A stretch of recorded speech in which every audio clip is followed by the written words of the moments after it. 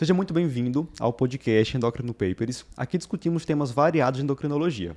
Eu sou Ícaro Sampaio. Eu sou Patrícia Gadelha. Eu sou Eric Trovão. E o assunto hoje é prova do TIM, principais fatos e boatos. Pessoal, estamos aqui novamente para falar sobre a prova do TIM. E dessa vez eu estou muito animado, né? Porque a gente conseguiu um resultado excelente aí na última prova. Quase 40% dos aprovados foram nossos alunos. Então, o trabalho que a gente vem fazendo no nosso curso, no nosso Instagram, aqui no podcast, vem dando resultado. E para facilitar a vida de quem vai fazer a prova no próximo ano, a gente está aqui para discutir alguns fatos e alguns boatos que rondam aí a famosa prova de título de endocrinologia. A gente vai dividir esse podcast em duas partes. Na primeira parte eu vou trazer alguns fatos e depois a gente vai discutir alguns boatos. O primeiro fato de hoje é o seguinte: cai muita raridade na prova do TIM. Isso aí não há dúvida. Eu quero saber de vocês quais são as principais raridades que são abordadas na prova de título de endocrinologia. Isso é fato, que se a gente for ver raridade do ponto de vista clínico, cai bastante raridade, né? Então, pensando por subiário. Então, diabetes, cai muito diabetes, MOD, pode ser até que nem seja tão raro, que a gente não consegue diagnosticar direito, né? Mas diabetes lipotrófico, particularidades, assim, de alguns anticorpos. Na parte de tireoide cai resistência ao hormônio tiroidiano, que também é uma coisa bastante rara. Hipotireoidismo consumptivo, que eu nunca vi na vida. Que a gente nunca viu, né? E que já caiu mais de uma vez na prova. Na parte de neuroendócrino, então, às vezes, cai particularidades específicas de doenças já raras, como a acromegalia. Então, cai o detalhe do detalhe da acromegalia. Então, sim, né? Sim. É esperado que caiam algumas doenças raras, até porque a nossa especialidade, de fato, lida, às vezes, com essas doenças raras. Então, é verdade, é um fato que vai cair algumas raridades na prova de título de especialista, assim, para você ser titulado, né? Agora, o bom é que algumas raridades se repetem muito. É quase como se aquela doença fosse comum na prova de título. Sim, é verdade, é verdade. Por exemplo, raquitismo, que cai muito ou na prova de pediatria ou de osteometabolismo, cai quase todo ano. Acho que a primeira vez na história que não caiu foi em 2022. Mas pro TIM é super comum, mas para a vida não é, né? É verdade. Então não vai esperando aqueles temas do dia a dia de consultório, né? Só isso, não vai esperando só isso, né? Mas também algumas raridades. Perfeito. Um outro fato, e isso é o terror de alguns candidatos, é que endocrinologia básica é um tema sempre frequente na prova de título, né, Eric? Isso. Você que fala muito sobre essa parte. Dentro dessa área de endócrino básica, o que é importante o pessoal saber para a prova? São 5 questões, que sempre cai ali no finalzinho da prova, a pessoa já cansada, chega lá, 5 questões de endocrinologia básica. Mas, eu digo, tem que saber o básico de endocrinologia básica, né? Que é aquela parte geralzona de mecanismo de ação hormonal, de receptor, como é que cada receptor funciona, quais são os tipos de hormônio, a composição química deles, né? Tem que saber esse geralzão. Certo? E saber a fisiologia com mais detalhes mais comuns que caem na prova, como fisiologia da tireoide, fisiologia das lipoproteínas, fisiologia osteometabólica, se repetem as questões desses temas, né? Então você, por exemplo, fisiologia da adrenal já cai menos, né? Já caiu, mas cai menos. Já a fisiologia da tireoide é muito comum. Então você dá uma estudada, né, nessas fisiologias todas e focar mais naquelas que tem mais e até porque assim, se você for ver, não é uma coisa que você se habituou a estudar na época nem da residência, nem da sua formação, e todo mundo acha que sabe, né? Então é uma coisa, aquela questão que todo mundo acha que sabe. Eu também não acho que deva ser uma coisa que deva ser a fonte do desespero. Não. Porque na realidade são 5 questões, certo? Então assim, sabendo o básico do básico, você vai acertar a maioria dessas 5, você não precisa acertar as 5, sabe? Agora, tem a questão também que cai muito aí de genética. Mas né? Geralmente são no máximo 2 questões de genética. 2 questões, E aí, mas também, quem sabe bem genética, o que cai ali é o básico da genética. De genética, exatamente. Né? Nada também do outro mundo. E é como a Patrícia disse, não precisa acertar tudo. Não, na minha prova, foi pior, porque foram 8 questões de genética, quando eu fiz prova do TIM. Eu acertei 4. Eu passei na prova, pronto. Se eu acertei 50% da prova, cumpri. Então, eu também acho isso. O legal é que se você vai estudar endócrino básica, por exemplo, osteometabolismo, você vai acabar desenrolando melhor também os temas de osteoporose, hiperpara, né? Então, não é um conhecimento perdido. Assim, de jeito vai nenhum. ajudar ali naquela questãozinha de básica, e mesmo que não caia na prova de básica, você vai utilizar na prova do tema daquela área. Sem dúvida. Terceiro fato sobre a prova do TIM. Infelizmente, né? Isso não é motivo para comemorar, assim. É o alto índice de reprovação. A prova do TIM, infelizmente, é uma prova que reprova muito. E por que isso acontece? A gente, pelo menos nos últimos anos, a taxa de reprovação aí foi 70% dentre as pessoas que fazem, né? Então, de 100 pessoas, 70 reprovam. Apenas 30 das 100 são aprovadas. Então, é considerado um alto índice de reprovação. E eu acredito que muito disso seja por falta mesmo de preparo para a prova. Então, jogo é jogo e prova é assim, você tem que se preparar para aquilo que você está fazendo. Isso. É igual fazer uma prova, por exemplo, de residência médica. A prova de determinada instituição, muitas vezes pede coisas que são completamente diferentes da outra. E aí, não quer dizer que você é pior médico ou melhor médico, mas você tem que se preparar para aquela prova. Isso. Então, tem que dedicar tempo para se preparar para aquela prova. Não vai achando que só no olhômetro, no achômetro, você vai passar na prova. Ou só no seu dia a dia que você atende, Isso. que você é excelente endocrinologista, atende super bem, mas não vai cair o dia a dia na prova, né? Além disso, né, tem a questão que a prova é extensa, então a gente vai comentar depois. O tempo pega, às vezes, tem gente que não consegue terminar a prova. E essa questão principal, né, que muitas vezes, apesar de cair coisas rotineiras, principalmente na parte de diabetes, obesidade, tireoide, mas vão cair coisas que não são da rotina. Então, causas de obesidade monogênica, dislipidemias mais raras. Então, você precisa estudar focado para a prova. Então, eu acredito que esse seja o principal responsável pelo alto índice de reprovação. Não acho que é porque a prova é dificílima. Não é difícil para quem não se preparou, né? Isso. Perfeito. Então, é uma questão de se preparar melhor, né, de conhecer a banca, de conhecer a prova. Quarto fato, e isso eu senti na pele quando eu fiz a prova do TIM, é que é uma prova bastante cansativa. E aí, vamos falar como é que o pessoal pode se preparar melhor para não ser vencido pelo cansaço no dia de fazer a prova do TIM. Porque é uma maratona, né? É uma maratona. Você tem ali questões, às vezes, grandes, né? Você tem um curto espaço de tempo para ler e interpretar todas aquelas questões. Você muda o tema, né? Você tem 10 questões de obesidade, daqui a pouco eu tô 10 questões de tireoide, 10 questões de adrenal. Então, isso, para o raciocínio, para o intelecto, é cansativo, né? Mas você tem que treinar. Né? Que você disse que é uma maratona, a gente não tem que treinar se for fazer uma maratona, vai ter que treinar também para fazer a prova. A pessoa não corre a maratona da primeira vez, né? Então a pessoa tem que ir treinando, tem que estudar por questões, as tem provas que fazer antigas, fazer simulado. Tem que treinar. E realmente treinar mais próximo da prova com o tempo certinho, porque muitas pessoas falam da questão do tempo, que foi curto, não deu para preencher o gabarito direito. Então, é treino. Então, tanto para isso, principalmente para a prova objetiva, né? Que costuma ser mais corrida do que a prova aberta. São 2 dias consecutivos, então é cansativo mentalmente. Então, tem que se preparar. Talvez a prova aberta o pessoal chegue cansado da prova do dia anterior. Né? Por isso mas tem mais história tempo, também. né? Mas tem mais tempo. Mas também aquela história, você também tem que saber descansar, né? Não é chegar na prova objetiva, a gente deu até essa dica no aulão. Minha gente, vamos descansar depois, né? Vamos sair pra farra depois da objetiva, no outro dia tendo uma prova aberta para fazer. E saber como aproveitar melhor o tempo ali. Então, aquilo que a gente conversou até em outro podcast, não vai perder muito tempo com questão que você já não sabe mesmo, vai tirar conhecimento de onde, né? Você nunca leu aquele assunto. Aí então, vai deixar a prova mais cansativa ainda. Você ficar tentando deduzir uma resposta de algo que você não sabe. Não sabe. Pula, exato. vai para outra questão. Perfeito. Vamos agora falar sobre alguns boatos, alguns mitos que rondam a prova do TIM. E um dos principais é o seguinte: apenas quem tem residência em endocrinologia pode fazer a prova do TIM.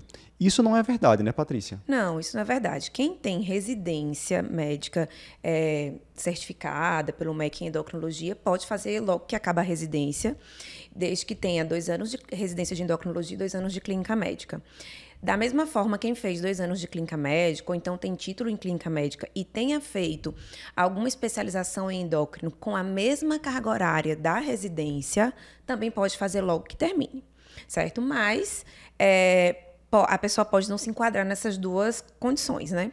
Então, existe a possibilidade da pessoa fazer a prova de título tendo apenas um título anterior de clínica médica, ou residência prévia de clínica médica, desde que tenha comprovação de trabalhar exclusivamente com endocrinologia nos últimos 4 anos. E aí essa comprovação tem que ser uma instituição, tem que ter uma comprovação mesmo que a pessoa trabalhou nesses últimos 4 anos, além de ter que ser balizado por um médico titulado da SBEM. E ainda, se a pessoa nem tem clínica médica, nem tem endocrinologia, ainda assim pode ser feito desde que ela tenha uma comprovação de atuação durante os últimos 8 anos, sendo 4 de clínica médica e 4 de endocrinologia. E aí das mesmas formas, né? Numa instituição, num serviço de atendimento ambulatorial, hospitalar, e que também seja comprovado por um profissional titulado da SBEM. Ou seja, se a pessoa não tem residência, tem especialização, é um caminho mais longo, mas é possível. Agora, lembrar que essas regras... Isso foi do último edital. É do último edital. Isso foi do último então, edital. Sempre importante ler o edital para ver se você se encaixa nas regras, porque essas regras podem mudar. Exatamente. Mas aí você já tem uma noção do que vai ter que comprovar lá, principalmente se você se enquadra aí nessa categoria de tempo de experiência, né? Isso. Às vezes não consegue juntar ali a papelada entre a publicação do edital e a inscrição. Então, se você acha que vai se enquadrar nessa categoria, já pode começar a pensar como é que vai conseguir esses papéis, com quem você vai falar, né? Quem vai ser esse colega que tem título, que vai validar na lá sua região, exatamente, sua declaração. Segundo boato sobre a prova do TIM é que não é preciso ter um estudo direcionado para a prova. Então a gente tem aquele camarada, eu acho que eu sou um bom endócrino, né? Estudo direitinho ali minhas condições mais frequentes no consultório, vou lá, consigo fazer a prova, consigo passar. Não é necessário me preparar especificamente para essa avaliação. O que é que vocês acham disso? É aquilo que a gente estava falando, falando, já comentou, né? Tem muita raridade, cai muita coisa que você não usa no dia a dia. Então, se você não souber o que estudar, isso pode lhe atrapalhar e você pode acabar não passando. Isso mesmo, né? sendo um excelente endócrino. Um excelente endócrino trata ali aquelas patologias mais comuns no dia a dia do seu consultório, os pacientes internados, mas como a prova ela é subdividida em várias subáreas, então você vai precisar saber de osteometabolismo, de adrenal, de neuroendócrino, de endopediatria, endocrinologia feminina, que muitas vezes pode não aparecer nenhum paciente desse no seu consultório. Isso. E aí você saber exatamente o que você vai estudar, para não perder tempo também. Exato. Você tem que ter cuidado para não perder tempo, né, então, na hora do estudo. Então eu não vou estudar algo que nunca cai. Eu vou estudar algo que cai todo ano. Né? Então, esse estudo direcionado é extremamente importante. É fundamental. Você tem que ter realmente ali o seu método, né? Organizar o seu horário, como é que vai ser esse preparo até a avaliação, conhecer a prova, como a gente já falou, conhecer essas raridades que caem com mais frequência, para conseguir aí um bom resultado. Um outro mito é o seguinte: não tem como prever o que vai cair na prova do TIM. É uma prova muito doida, né? A banca vai tirar lá loucuras da cabeça deles, não tem como prever, já vou contar que eu vou errar várias questões. E a gente sabe que não é bem assim. A maioria dos assuntos que são cobrados na prova do TIM, eles já eram aguardados, não é isso? Sim, até porque os assuntos não são infinitos, né, gente? Então, a gente está trabalhando com um número grande, porém finito de assuntos. E não é que nós que fazemos preparação para a prova de títulos, a gente saiba o que vai cair. A gente nem poderia saber, isso seria possível. Completamente antiético. Mas, a gente analisando as provas anteriores e sabendo que são subdivididas nesses subtemas, a gente vai vendo o que costuma cair com mais frequência nos últimos anos e consegue prever ali o que qual é aquelas áreas que mais caem, que às vezes realmente são as áreas que mais, assim, Cushing, a pessoa tem que saber como é que dá um diagnóstico de Cushing. Então, é uma área que o especialista tem que dominar. Então, apesar de ter as raridades, e Cushing, por exemplo, ser uma raridade, mas o especialista tem que saber. O especialista tem que saber. Então, assim, a gente não vai conseguir prever exatamente qual item que vai cair na prova. Mas os assuntos, sim. Inclusive, quando a gente fez o nosso aulão agora em maio de 2022, antes da prova, um dia antes da prova, a gente conseguiu prever várias questões que caíram no dia seguinte e não é bola de cristal, não. É só estatística, né? Isso. Eu acho que essa lenda, esse mito, né, vem muito da questão de que sempre vai ter, são 100 questões. Isso. Sempre vai ter 2 ou 3 ali tirada do nada. Assim, então, essa questão. Às vezes um artigo que saiu recentemente, um mecanismo de ação de uma droga esquisita que está dando uma hipofisite ou que está dando uma diabetes pós-transplante, como já caiu. Coisa assim. Mas Mas é aquela que a gente já uma outra comentava. questão. Não é por conta de 2 ou 3 questões do além, entre aspas, que a pessoa não vai passar na prova. Isso, você vai errar, bota na conta do erro, pronto. Isso, mas assim, no geral...